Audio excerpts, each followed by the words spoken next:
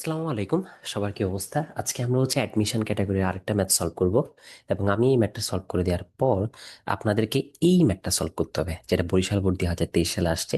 এবং যেটা সঠিক অ্যান্সার হবে অবশ্যই অবশ্যই কমেন্টে জানাবা।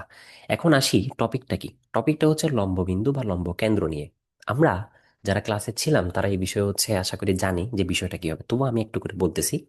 কোন একটা ত্রিভুজ আছে আপনার কাছে, সেই ত্রিভুজের তিনটা শীর্ষবিন্দু আছে। মূলত সেই তিনটা শীর্ষবিন্দু হতে বিপরীত বাহুর উপর লম্ব আঁকতে হবে। তাহলে এভাবে আমি তিনটা শীর্ষবিন্দু হতে বিপরীত বাহুর উপর তিনটা লম্ব আঁকতে পারবো। সেই তিনটা লম্ব পরস্পর যে বিন্দুতে ছেদ করবে সেটাকে আমরা বলবো লম্ব বিন্দু বা লম্ব কেন্দ্র। বুঝতে পারছি? এখন আসেন, এখানে কি বলছে? এখানে বলছে এ একটা বিন্দু, বি একটা বিন্দু, সি আর একটা বিন্দু। একটু খেয়াল করে দেখো যে এই তিনটা বিন্দুতে কিন্তু কে এর মানটা আমরা জানি না, কে এটা অজানা। বলছে এই তিনটা বিন্দু মিলে একটা ত্রিভুজ গঠন করবে, সেই ত্রিভুজের ক্ষেত্রফলটা হবে কত? 3। আমাদেরকে ত্রিভুজের লম্ব বিন্দুটা বের করতে হবে। এবং ধরে নিতে বলছে যে কে হচ্ছে একটা পূর্ণ সংখ্যা। এটা বুয়েট 22-23 সেশনে আসছে। এখন একটু করে দেখেন যে কিরকম হয় ব্যাপারটা। তাহলে প্রথমে আমরা একটা ত্রিভুজ এঁকে ফেলি। আমরা একটা ত্রিভুজ এঁকে ফেলি। তাইলে ওকে, প্রথমে একটা ত্রিভুজ আঁকলাম। এটাকে একটু উপরের দিকে লম্বা করি। ওকে, দেখেন একটা ত্রিভুজ প্রথমে আমরা আঁকলাম। এবং সেই ত্রিভুজটা নামকরণগুলো আমরা একটু করে করে দিই। সেই ত্রিভুজের নামকরণটা আমরা একটু করে করে দিই। তাহলে ধরে নিলাম এটা হচ্ছে আমার এ বিন্দু, এটা হচ্ছে আমার বি বিন্দু, আর এটা হচ্ছে আমার সি বিন্দু। ঠিক আছে? এখন দেখেন, প্রথম বিষয় যেটা লম্বগুলো আঁকবো। লম্বগুলো আঁকবো, তাহলে দেখেন লম্বগুলো আঁকতেছি আমি। তাহলে শীর্ষবিন্দু হতে বি সি এর উপর একটা লম্ব আঁকা হলো। শীর্ষবিন্দু হতে বি সি এর উপর একটা লম্ব আঁকা হলো। একইভাবে বি শীর্ষবিন্দুটা হতে এসি এর উপর একটা লম্ব আঁকা হলো। এসি এর উপর একটা লম্ব আঁকা হলো। হয় নাই এখনো, হবে। দেখেন, ওকে, তাহলে আমরা একটা আর লম্ব আঁকলাম। ঠিক আছে? কি রে ভাই, সমস্যাটা কোথায়? এখানে আঁকতে গেলে এই একটা প্রবলেম আমি বারবারই ফেস করি। যেমন এটা কেমন কমাবো কিভাবে, আমার কোনো আইডিয়া নেই। Wow, nice.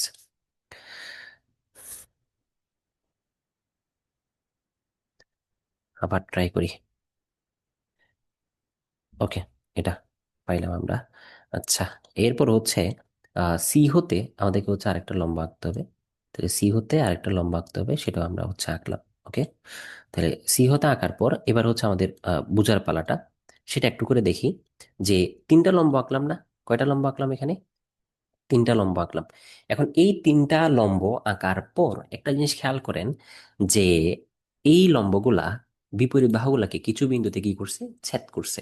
তাহলে ধরে নেন এই বিন্দুটা হচ্ছে ডি। এই বিন্দুটা কত? ডি। এই বিন্দুটা হচ্ছে আপনার ই। আর এই বিন্দুটা হচ্ছে আপনার কত? এফ। আর যেই বিন্দুগুলোতে লম্বটা ছেদ করছে, যে বিন্দুটাতে লম্ব ছেদ করছে সেটাকে ধরে নিলাম হচ্ছে কত? ও। সেটাকে ধরে নিলাম ও। এখন কথা হলো, আমরা এর পরবর্তী ধাপে করব কি? আমরা মূলত যেই বিন্দুগুলোকে এখানে কে দ্বারা প্রকাশ করছে সেই কে এর মানটা বের করে ফেলবো। এবং বিন্দুগুলোর আসল পরিচয়টা বের করব। কিভাবে বের করব? দেখেন, তিনটা শীর্ষবিন্দু দিয়ে আছে, ক্ষেত্রফল বলে দিয়ে আছে। শীর্ষবিন্দু যদি বলে দেয় তাহলে ক্ষেত্রফল কিভাবে নির্ণয় করি আমরা? ক্ষেত্রফল সমান হাফ ইন্টু শীর্ষবিন্দুগুলো লিখি না? সেখান থেকে কি আমরা অজানাটার মান বের করে ফেলবো। তো আমি ওই পোর্শনটা দেখাচ্ছি না, যেহেতু এটা সবাই আশা করি পারবেন। ওটা আপনারা করে নেবেন। তবে আপনারা যখন সলভ করবেন তখন দেখবেন এখানে কে এর মান দুইটা আসতেছে। কে এর মান কয়টা আসতেছে? দুইটা আসতেছে। দেখবেন কে এর একটা মান আসবে 2, কে এর আরেকটা মান আসবে 1/3। কে এর আরেকটা মান আসবে কত? 1/3। এখন কোশ্চেনে বলে দিছে না যে ধরে নাও কেটা পূর্ণ সংখ্যা। ধরে নাও কি কেটা পূর্ণ সংখ্যা, যেহেতু পূর্ণ সংখ্যা বলছে তাহলে কোনটা আমার আনসার হবে না? 1/3 দিয়ে আনসার হবে না। তাহলে কে এর আনসারটা কত দিয়ে হবে আমাদের? কে এর আনসারটা হবে আমাদের 2 দিয়ে। তাহলে এবার কে এর মানগুলো বসাই দেন। যেমন প্রথমে এ বিন্দুতে বসান। তাহলে এ বিন্দু হচ্ছে 4। কে এর মান যদি আপনি 2 বসান তাহলে এটা হয়ে যাবে কত? 5। তার মানে এ বিন্দুর স্থান হচ্ছে আপনার 4, প্রথম জিনিসটা আমরা পাইছি। ক্লিয়ার এতটুকু? আচ্ছা, এরপরে বি বিন্দুটা দেখেন তো। কে 4 বলছে, তাহলে এটা কত হয়ে যাবে? 2,4। তাহলে 2, কত 4। এরপর সি বিন্দুর স্থানাঙ্কটা বের করেন, কে এর মান বসাই দেন। তাহলে 3 × 2 = 6, 6 × 2 = 8। এরপর 2 বসাই দেন, তাহলে 2 × 2 = কত? 4। তাহলে কত চলে আসলো? সেটা 8,4 চলে আসলো। তাহলে বিন্দুগুলো আমরা পাইছি। এবার বিন্দুগুলো দিয়ে করবোটা কি? বিন্দুগুলো দিয়ে করবোটা কি? মূলত আমরা এখানে দুইটা সমীকরণ বানাবো। কয়টা সমীকরণ বানাবো? দুইটা সমীকরণ বানাবো। কথা হচ্ছে কেন বানাবো, দেখেন আমরা এখানে ও বিন্দুটা নির্ণয় করব না, ধরে নেন ও বিন্দুটার স্থানাঙ্ক এক্স কমা ওয়াই, আমি সেই এক্স ওয়াইটাই বের করব। এখন একটা জিনিস দেখেন, এখানে এ বি সরলরেখা আছে না? আছে। এ বি সরলরেখাটার সাথে সিএফ সরলরেখার সম্পর্কটা কি? সম্পর্কটা হচ্ছে তারা পরস্পর লম্ব, এবং আমরা জানি দুইটা সরলরেখা যদি পরস্পর লম্ব হয় তাহলে তাদের ঢালের গুণফলটা কত হবে? -1 হবে। ঠিক আছে, তাইলে আমি কোন দুইটা রেখার কথা বলতেছি সেগুলোকে হচ্ছে আমি একটু কালার দিয়ে হচ্ছে ডিনোট করি। প্রথমে বলতেছি হচ্ছে আমি এবি সরলরেখাটার কথা, তাহলে এই যে এবি সরলরেখাটার কথা, ঠিক আছে, এবি সরলরেখা। এবার আরেকটা কোনটার কথা বলতেছি? সিএফ সরলরেখা। এই দুইটা সরলরেখা পরস্পর কি হবে? লম্ব হবে। এই দুইটা সরলরেখা পরস্পর কি হবে? লম্ব হবে। তাইলে এই যে দেখেন, লম্ব হিসেবে তো এদেরকে আঁকছেন, এরা পরস্পর কি হবে? লম্ব। তাহলে আমরা এইভাবে লিখতে পারবো না যে এ বি এর ঢাল, এ বি এর ঢাল গুণ কার ঢাল? সিএফ এর ঢাল, সিএফ এর ঢাল। দুইটা পরস্পর লম্ব সরলরেখার ঢালের গুণফলটা কত হবে? -1। এবার দেখি বলুন তো, এ বি এর ঢালটা আপনি বের করতে পারবেন? পারবেন। কেন? এ বি এর উপর দুইটা বিন্দু বলে দেওয়া আছে, দুইটা বিন্দু বলে দেওয়া থাকলে ঢাল কিভাবে বের করা হয়? ওয়াই এর অন্তর ডিভাইড বাই ভুজের অন্তর। তাহলে ওয়াই থেকে ওয়াই বিয়োগ করে দেন, তাহলে কত হবে? 5 - 4, 5 - 4। এবার এক্স থেকে এক্স বিয়োগ করে দেন, তাহলে 4 - কত? 2 ইন্টু। এবার আমরা বের করবো সি এফ রেখার ঢাল। এখন একটা প্রবলেম, সি তো দেয়া আছে, এফ বিন্দুটা কি দেয়া আছে বা কি বের করা যাবে? এফ তো বের করা যাবে না। কিন্তু আমরা তো এতটুকু জানি যে সিএফ রেখার ঢাল বের করা যে কথা, ও সি রেখার ঢাল বের করাটাও একই কথা। তার মানে সিএফ বের করা যে কথা, ও সি বের করাও একই কথা। তাহলে আমরা ও সিটাই বের করি। তাহলে দেখেন, ও বিন্দু এক্স ওয়াই ধরে নিছি, সি বিন্দু কোশ্চেনে বলে দেয়াই আছে, তাহলে তার ঢালটা কি হবে? ওয়াই থেকে ওয়াই বিয়োগ, তাহলে ওয়াই মাইনাস কত আপনার? 4। এবার কত? এক্স - 8, এক্স - 8 ইজিকুল টু আপনার কত হবে? -1। এবার জাস্ট আমরা এখানে ক্যালকুলেশন করব।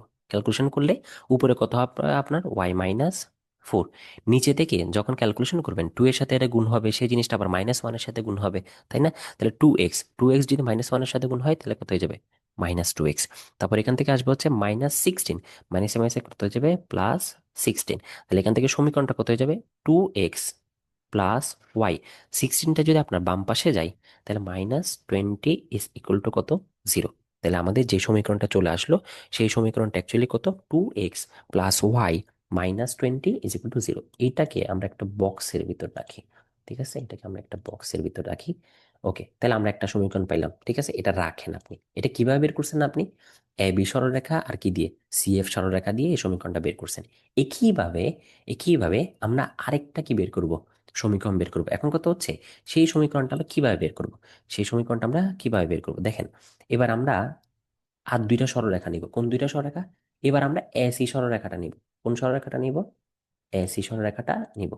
এবং এরপরে নিব হচ্ছে এসি এর উপর লম্ব সরলরেখাটা। দেখি বলুন তো, এসি এর উপর লম্ব সরলরেখাটা কি হবে? ইবি হবে না?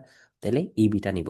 হাই হাই, এটা কি করলাম? ওকে, তাহলে দেখেন, ইবিটা নিব। কি নিব? ইবিটা নিব। দেখেন তো এই দুইটা সরলরেখার সম্পর্ক কি? এরা পরস্পর লম্ব। এরা পরস্পর কি হবে? লম্ব হবে। এরা পরস্পর কি হবে? লম্ব হবে। তাহলে আমরা এবার এই দুইটার ক্যালকুলেশন করব। কি ক্যালকুলেশন করব? দেখেন, এ বি রেখা, সরি, এ সি রেখা আর ইবি রেখা পরস্পর লম্ব, তাহলে তাদের ঢালের গুণফলটা কি হবে? -1। এই জিনিসটাই আমরা এখানে করব। তাইলে এ সি এর ঢাল, এ সি এর ঢাল ইন্টু হচ্ছে আপনার কি ছিল? ই বি এর ঢাল। এই দুইটা জিনিসের ঢালের গুণফলটা কত হবে? -1। ওকে, এবার আমরা আগের পেজে গিয়ে এ সি এর ঢালটা দেখি। এই যে দেখেন, এ সি, এ সি এর ঢালটা কিভাবে বের করা যাবে? ওয়াই থেকে ওয়াই বিয়োগ, এক্স থেকে এক্স বিয়োগ। তাহলে দেখেন, 5 - 4 উপরে হবে আর 4 - 8 নিচে হবে। 5 - 4, তাহলে 5 - 4 ওয়াই এর অন্তর, ঠিক আছে। এরপর হচ্ছে ভুজের অন্তরটা কি ছিল? 4 - কত? 8। 4 - 8 লিখেন এটা, 4 - কত? 8 ইন্টু। এবার হচ্ছে ইবি এর ঢাল। তাহলে আসেন একটু ইবিটা দেখেন। ই বিন্দু আপনি জানেন? জানেন না। তাহলে ইবি এর ঢাল কিভাবে বের করবো? ওই যে আবার সেম বিষয়, ওটা আছে।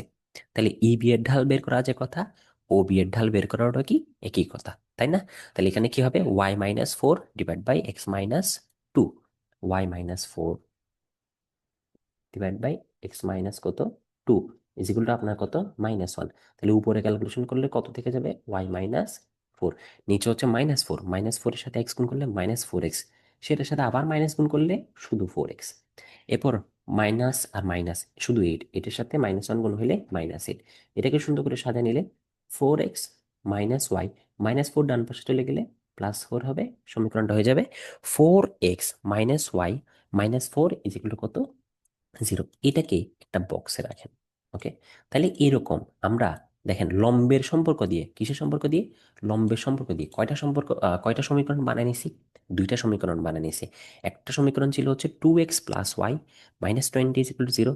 আরেকটা হচ্ছে কি, যে 4x - y -4 is equal two কত, 0। এখন দেখেন তো, এই দুইটা সমীকরণে এক্স আর ওয়াই, এই দুইটাই তো অজানা, তাই না? এখন এই দুইটা সমীকরণ সলভ করলেই তো আমার এক্স আর ওয়াই এর মান পেয়ে যাব।